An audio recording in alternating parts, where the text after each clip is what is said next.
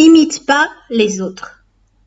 N'incarne pas de personnalité autre que la tienne. On voit souvent et on voit malheureusement ça actuellement sur les réseaux sociaux, notamment Instagram ou TikTok, où les jeunes filles ou même jeunes hommes prennent des modèles qui ne sont pas forcément les leurs et qui veulent ressembler, qui veulent imiter l'autre. N'imite pas l'autre. Nombreux sont ceux qui abandonnent leur identité, leur voix, leur façon de bouger, de parler, leur propre talent et leur situation pour imiter les autres, avec pour conséquence de se rendre artificiel, malheureux surtout, et de s'auto-détruire. Depuis Adam jusqu'au dernier enfant, jamais deux personnes n'ont été parfaitement similaires. Pourquoi? Parce que chacun est propre, chacun a une identité propre, une personnalité propre. Pourquoi vouloir imiter quelqu'un d'autre? Recherchez cette ressemblance dans les manières, dans les goûts. Vous êtes unique. Nul n'a été créé exactement comme vous dans le passé et nul ne le sera dans le futur. Alhamdulillah, vous devez être fiers de vous-même, de vos défauts, de vos qualités. Vous êtes totalement différent d'un tel ou d'un tel, de cet influenceur ou influenceuse.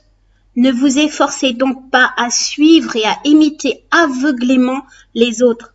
Avancez selon votre propre nature et vos propres dispositions.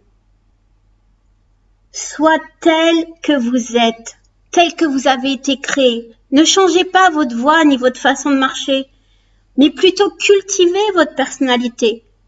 Vous allez voir, vous allez vous révéler. Mais surtout, n'annulez pas votre existence et ne vous privez pas de votre individualité, juste pour être comme un tel ou un tel. Vos goûts, vos préférences vous sont spécifiques. Le prophète Wallah Salam a dit que nul d'entre vous n'imite les autres. Imaginez, 1300 ans en arrière, que nul d'entre vous n'imite les autres. Qu'est-ce qui se passe actuellement sur les réseaux sociaux? C'est d'imiter un tel en faisant de la chirurgie esthétique, en se maquillant outrageusement, en faisant ci, en faisant ça. Qu'est-ce que ça vous apporte? Frustration, malheur, tristesse, parce que vous n'arriverez jamais à être comme l'autre. Et l'autre, est-ce que vraiment il a des vraies valeurs? Je ne pense pas. Les gens dans leurs caractéristiques sont comparables au monde des arbres et des plantes. Sucrés, acides, grands, petits. Nos différents langages, couleurs, talents et capacités sont des signes du Créateur, sont des signes de Dieu. Ne les reniez pas.